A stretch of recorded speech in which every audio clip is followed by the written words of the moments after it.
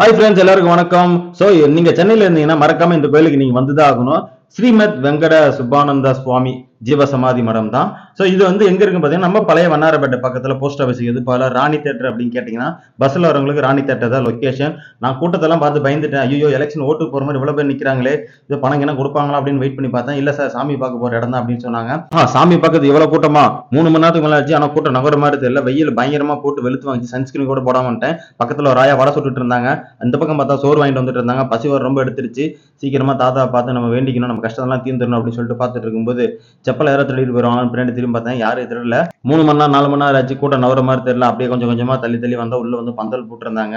அதுல ஒரு 4-5 கியூலாம் இருந்துச்சு. அந்த கியூலாம் தாண்டி வந்தா வாராகியமான் இருந்தாங்க. அவங்க சாமி கும்பிட்டு கிட்ட வந்தா இங்க ஒரு 5-6 லைன் இருந்துச்சு. இங்க வந்து பார்த்ததுக்கு தான் தெரியும், தாத்தா சாமி இங்கதான் இருக்காரு, இங்கதான் ஜீவசமாதி அடைஞ்சிருக்கா அப்படின்னு சொன்னாங்க.